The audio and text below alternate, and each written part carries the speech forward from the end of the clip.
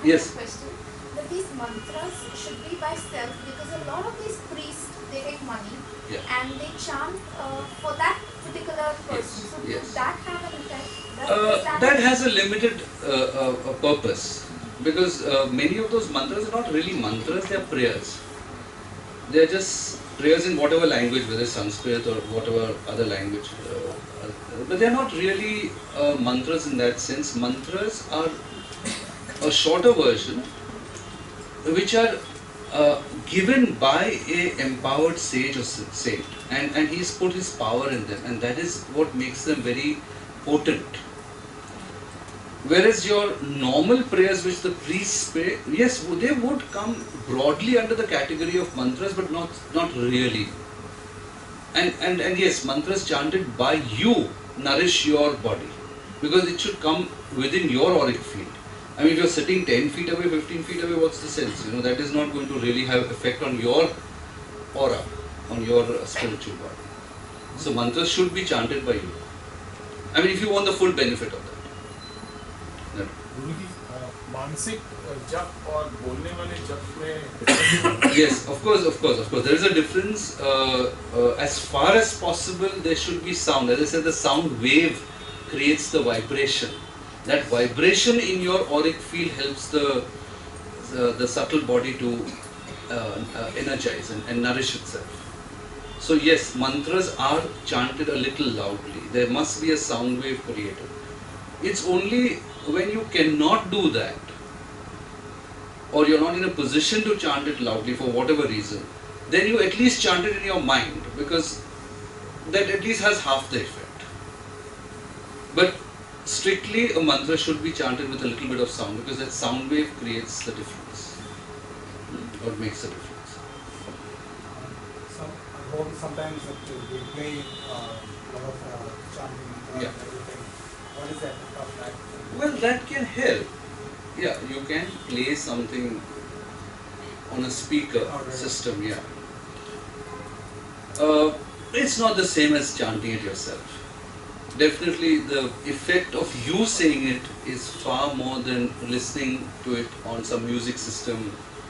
That will also help. That will more help the environment than help you. So your room or your house might get a little benefit from playing those mantras through a music system. But the real benefit is when you chant it. See, how much should one chant? Oh, that depends on you and the time you have. But normally 108 is the minimum chant that you do of any mantra.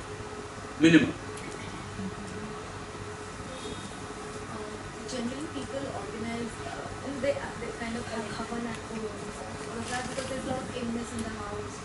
Or at times they feel that if they do a certain puja or chant of certain mantras, it wards away any negativity, evil, or brings prosperity. Prosperity, yes. Does all of this also kind of help? Oh, yes, of course. The vibrations help. Definitely. The house. They take out the negativity. You see, when you get these prayers and mantras chanted by, say, some people, or you yourself chant them for prosperity. Yes, obviously that helps, because it removes the negativity in your house, which is essentially created by people themselves when living there and or visiting there. And as the negativity goes out, the positive energy comes in, and yes, prosperity and good health and good relationships will ensue after that, I suppose. Yes, definitely. Is the time factor important for chanting? Not really, but it should be at a time when you are more focused, more in tune, more connected, rather than you thinking about what's going to happen in office and what you're going to do at home and how you're going to handle this problem. Then you're not really connected to the mantra.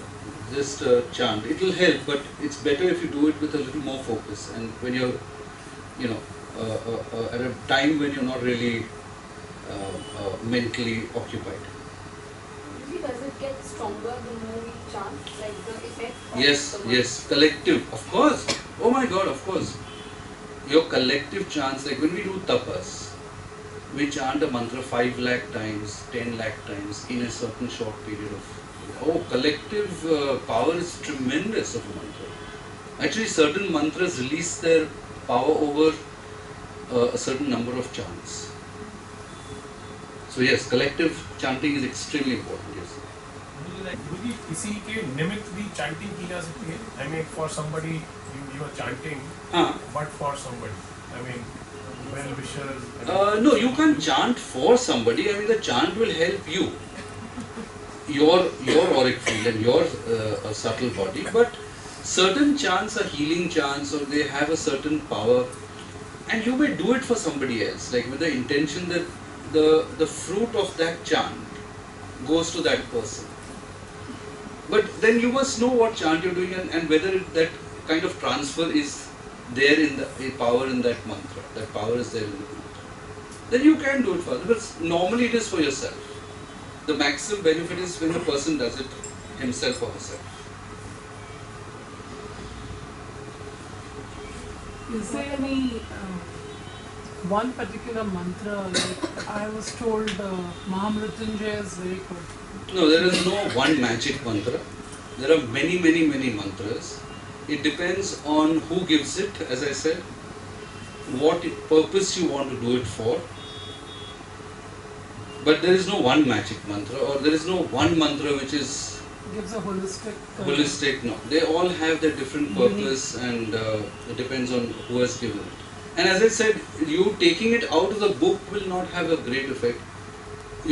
If it's given by somebody who's empowered to give it, then it makes far more. And for example, we have been given the Guru mantra. Exactly. So Yes, that is an empowered mantra that you've got, and that definitely has a much better effect than any one that you pick out from a book and just do it. Certainly. So, while keeping the count of the mantra, there is a difference between keeping a count on the counter and the mala, so which is better. No, you may keep a count and do it, or you may just do it for a certain period of time. That's okay. It's not absolutely mandatory that you keep a count, provided you do a minimum of 108. So if you're going to exceed that in any case, then it's fine. So, is there a difference between using a counter and using a mala? Not really. Unless you're using a Rudraksh mala, the Rudraksh has certain healing effect. That's the reason why people use a Rudraksh mala. Otherwise, the mala is not mandatory. You can use a counter. It's not mandatory. It looks good, and you kind of look a little serious, spiritual, aspirant when you use a mala. But you can use a counter, no problem.